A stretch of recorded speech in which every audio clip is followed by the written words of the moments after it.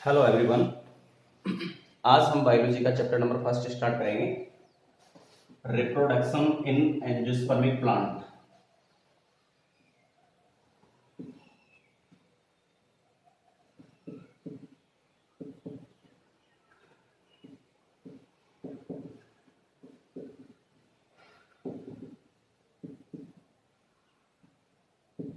Biology के अंदर 42 chapters हैं, जिसमें से पहला चैप्टर है वो बॉटनी से रिलेटेड है। उसका नेम है रिप्रोडक्शन इन एंजियोस्पर्मिक प्लांट। इसमें सबसे पहले फर्स्ट ऑफ ऑल हम पढ़ेंगे अल्टरनेशन ऑफ जनरेशन। जो पहला टॉपिक है वो है alternation of generation. Alternation of generation means जो ये अल्टरनेशन ऑफ जनरेशन जिम्नोस्पर्मिक प्लांट्स का एक कॉमन कैरेक्टर है, लेकिन एंजियोस्पर्मिक प्लांट्स भी अल्टरनेशन ऑफ जनरेशन शो करते हैं। एंजियोस्पर्मिक प्लांट की लाइफ साइकिल के अंदर 2 फेजेस होती हैं। नंबर 1 जो मेन फेज होती है उसे डिप्लॉइड स्पोरोफाइट कहते हैं, और जो सेकंड फेज होती है उसे हैप्लॉइड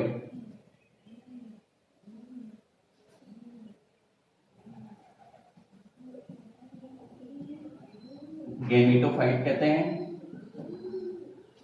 आप ऐसे समझ सकते हैं, जो प्लांट बॉडी है, जो मेन फेज है वो डिप्लॉइड स्पोरोफाइट होती है, जो रूट स्टेम और लीफ के अंदर डिवाइड होती है, प्लस लॉन्ग टाइम के लिए होती है, ऑटोट्रॉपिक होती है। उस पर हैप्लॉइड गैमेटोफाइट स्टेज जनरेट होती है डिप्लॉइड स्पोरोफाइट पर। यानी मैं ऐसे कह सकता हूं कि जो फ्लावर है वो हैप्लॉइड गैमेटोफाइट स्टेज है, जो डिप्लॉइड स्पोरोफाइट स्टेज पर डेवलप होती है। ये शॉर्ट टाइम के लिए होती है, जिसके अंदर गैमीट फॉर्मेशन होता है। और इस तरह से ये दोनों फेजेस एंजियोस्पर्मिक प्लांट्स के अंदर एक अल्टरनेट क्रम में उसकी लाइफ साइकिल के अंदर आती रहती हैं, जिसे अल्टरनेशन ऑफ जनरेशन कहते हैं। नेक्स्ट जो टॉपिक है वो है रिप्रोडक्शन।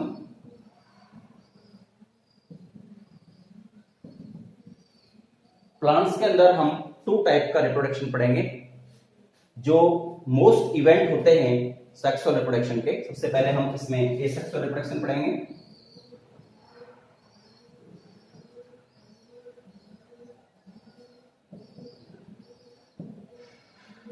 जो सेक्सुअल रिप्रोडक्शन होता है उसका मोस्ट इवेंट होते हैं उसके, वो होते हैं मियोसिस और सिनगेमी। यानी 2 प्रोसेस अगर हैं तो वो सेक्सुअल रिप्रोडक्शन होता है। अगर ये दोनों ही प्रोसेस इन्वॉल्व्ड नहीं हो, it means I can say meiosis and syngamy process are not involved in development of new progeny is called asexual reproduction. It means sexual reproduction की जो most events होते हैं meiosis और syngamy, वो दोनों ही absent होते हैं asexual reproduction में। इसे हम apomixis भी कहते हैं। तो सेकेंड रिप्रोडक्शन है वो है vegetative reproduction.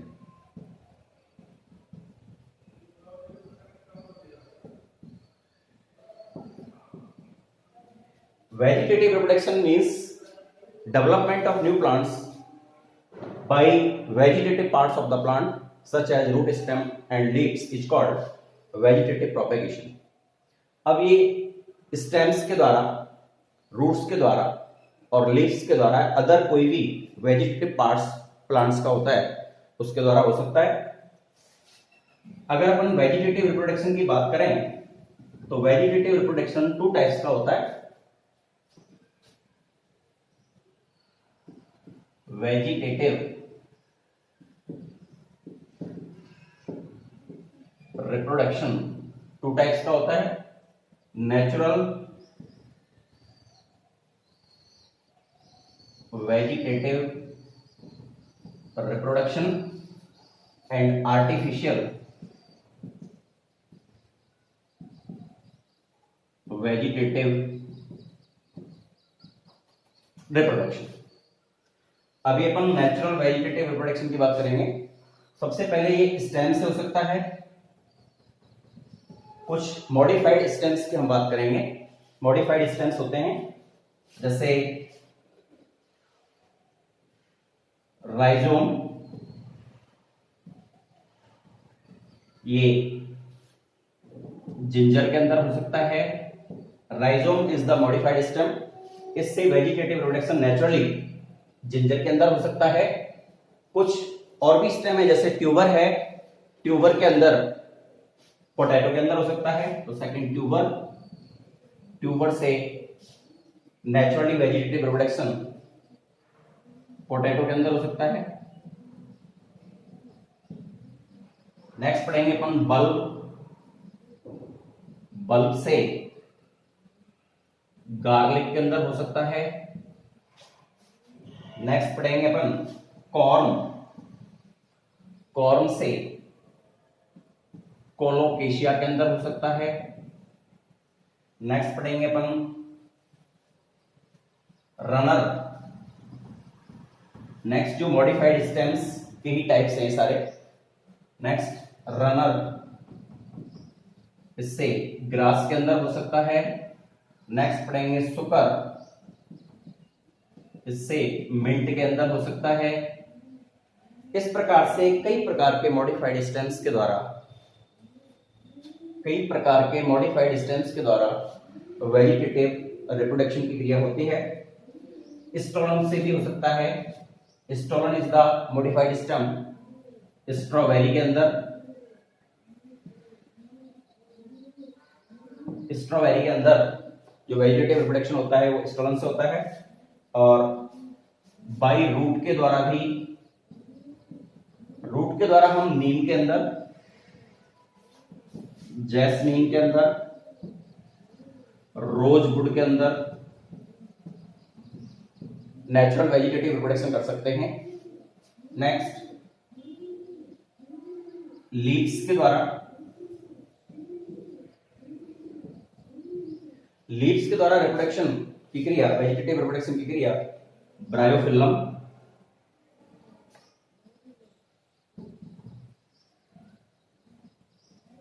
Begonia,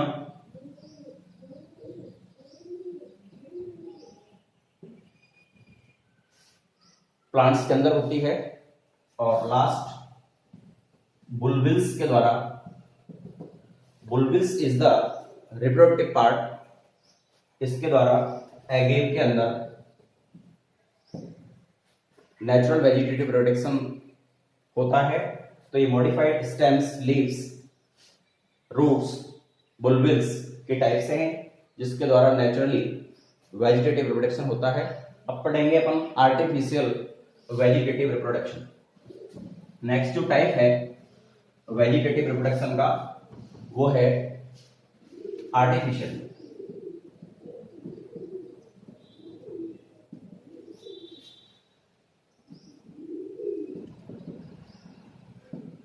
artificial vegetative production, इसके भी बहुत सारे, जब हमको प्लांट्स का कॉमर्शियली प्रोडक्शन करना होता है, यानी बहुत ज्यादा संख्या में हमको प्लांट्स को बनाना होता है, तो हम आर्टिफिशियली वेजिटेटिव रिप्रोडक्शन यूज करते हैं, टेक्निक यूज करते हैं। इसके अंदर कई सारी टेक्निक है, जैसे नंबर 1 कटिंग। कटिंग 2 टाइप्स की हो सकती है, root cutting and stem cutting. Second जो प्रोसेस है वो है layering and third is grafting. इन 3 प्रोसेस के द्वारा माइक्रो प्रोपेगेशन भी इसके अंतर्गत आता है। नेक्स्ट चैप्टर में हम इसको पढ़ेंगे। तो ये 3 मेन मेथड्स हैं आर्टिफिशियल वेजिटेटिव रिप्रोडक्शन की। First is cutting, root cutting, stem cutting. अलग अलग प्लांट्स के अंदर रूट कटिंग और स्टेम कटिंग लगाई जाती है, जैसे शुगर केन के अंदर, रोज के अंदर रूट स्टेम कटिंग लगा सकते हैं, और रूट कटिंग भी कई सारे प्लांट्स के अंदर हम लगाते हैं, जैसे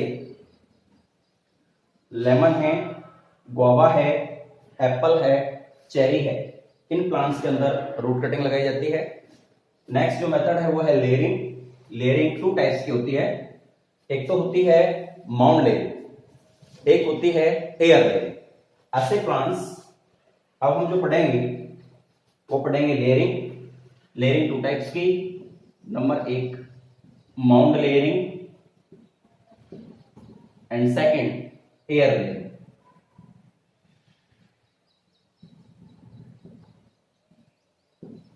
mount layering and second air layering. ऐसे प्लांट्स जो बहुत सॉफ्ट होते हैं, उनकी ब्रांचेस सॉफ्ट होती हैं, उसमें हम माउंट लेयरिंग करते हैं। और ऐसे प्लांट्स जो बड़ी प्लांट्स होते हैं, टॉल ट्रीज होते हैं, उनके अंदर हम एयर लेयरिंग करते हैं। माउंट लेयरिंग कैसे करते हैं? जैसे ये प्लांट्स की ब्रांचेस हैं, फ्लेक्सिबल ब्रांच है ये,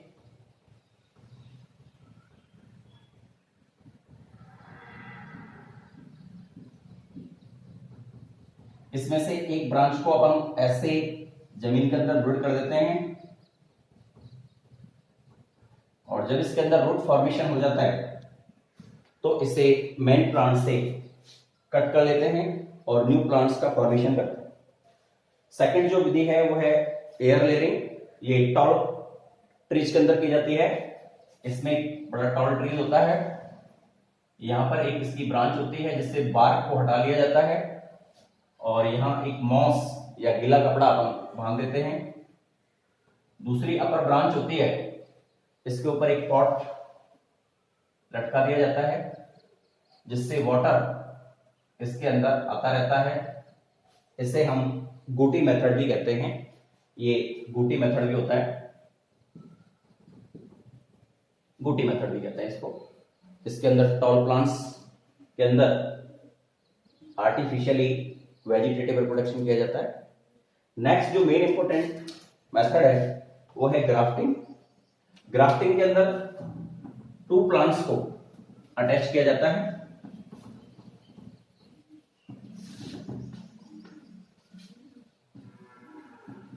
ग्राफ्टिंग मेथड के अंदर टू प्लांट्स को अटैच किया जाता है, जिसके अंदर जो मेन प्लांट होता है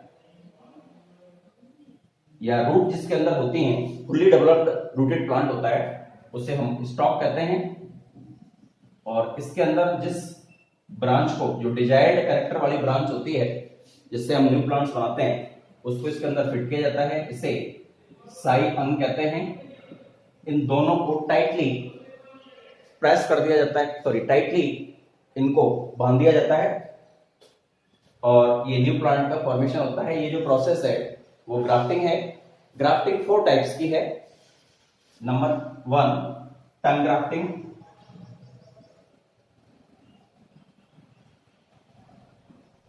नंबर 2 वेज ग्राफ्टिंग,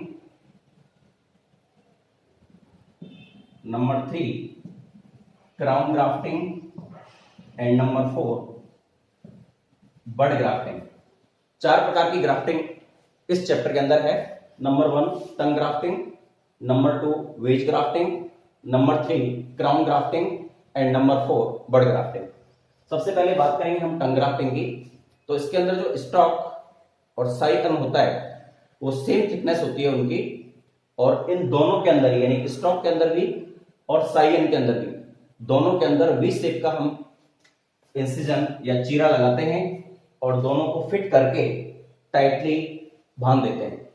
तो ये जो मेथड होता है इसको हम टंग ग्राफ्टिंग कहते हैं। दूसरा जो मेथड है वो है वेज ग्राफ्टिंग। इसमें भी स्टॉक और साइयन दोनों का जो डायमीटर होता है या थिकनेस होती है वो सेम होती है, लेकिन स्टॉक के अंदर हम वी शेप का इंसिजन या चीरा लगाते हैं, और साइयन के अंदर हम वेज आकार का इंसिजन या चीरा लगाते हैं। तीसरा है वो है क्राउन ग्राफ्टिंग। क्राउन ग्राफ्टिंग के अंदर जो स्टॉक होता है उसका डायमीटर बहुत ज्यादा होता है, और उसके अंदर एक साथ बहुत सारे साइयन हम लगा सकते हैं, तो उसे क्राउन ग्राफ्टिंग कहते हैं। और बड ग्राफ्टिंग के अंदर हम स्टॉक्स के अंदर बड को ग्राफ्टेड करते हैं, यानी बड लगाते हैं, तो इसे बड ग्राफ्टिंग कहते हैं। इस प्रकार से ये वेजिटेटिव रिप्रोडक्शन का पूरा जो टॉपिक है वो कंप्लीट। लास्ट टॉपिक है इस चैप्टर का बेटा, वो है सेक्सुअल रिप्रोडक्शन, जो बहुत ही इंपॉर्टेंट पार्ट है रिप्रोडक्शन का, सेक्सुअल रिप्रोडक्शन। अगर हम प्लांट्स के अंदर रिप्रोडक्शन की बात करें, सेक्सुअल रिप्रोडक्शन की बात करें, तो प्लांट्स के अंदर जो रिप्रोडक्टिव पार्ट होते हैं वो फ्लावर के अंदर होते हैं। तो इसीलिए हम फ्लावर की स्ट्रक्चर पढ़ाएंगे।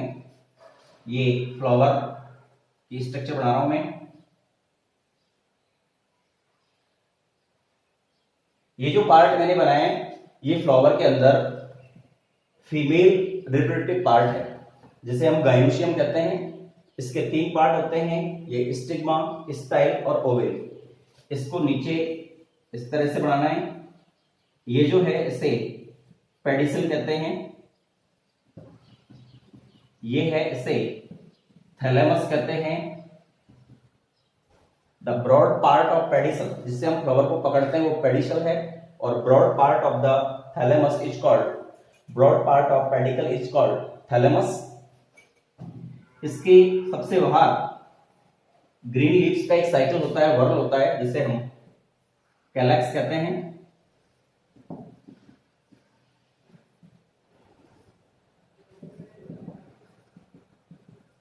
इसके अंदर कलरफुल लीव्स का एक साइकिल होता है जिसे हम कलरफुल लीव्स का एक साइकिल होता है जिसे हम कोरोला कहते हैं।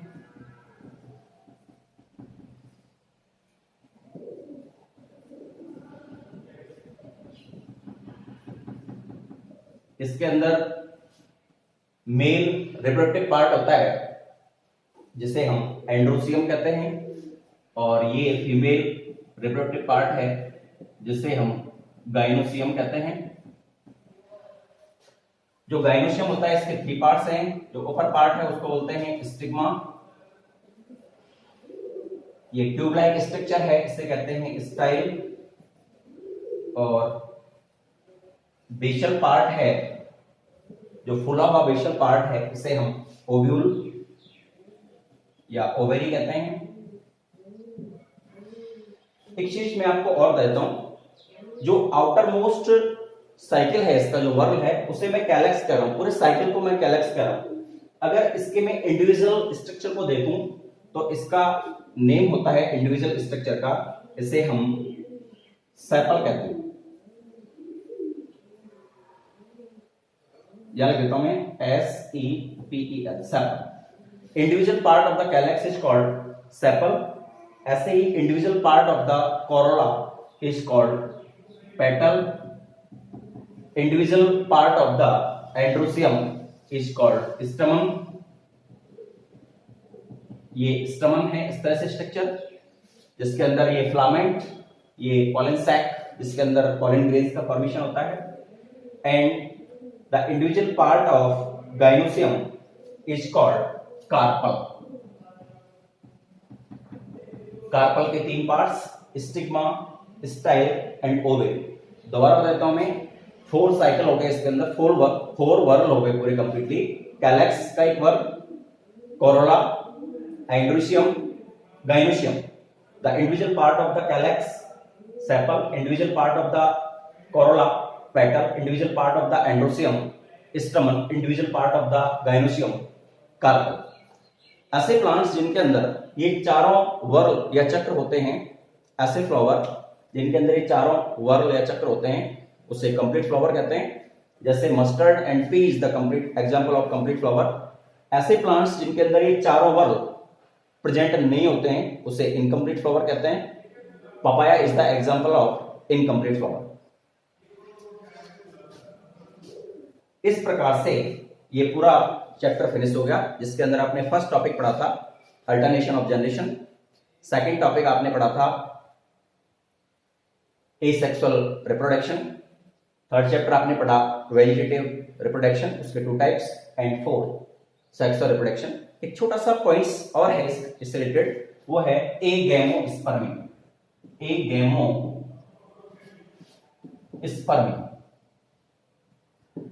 एक का मीन्स होता है विदाउट, गैमो का मतलब फर्टिलाइजेशन, और sperma seed. It means development of seed without fertilisation is called agamospermy. Development of seed without fertilisation is called agamospermy. इस तरह से चैप्टर कंप्लीट हो गया। अगर मेरा वीडियो आपको अच्छा लगा हो तो इसे सब्सक्राइब करें, लाइक करें। Thank you.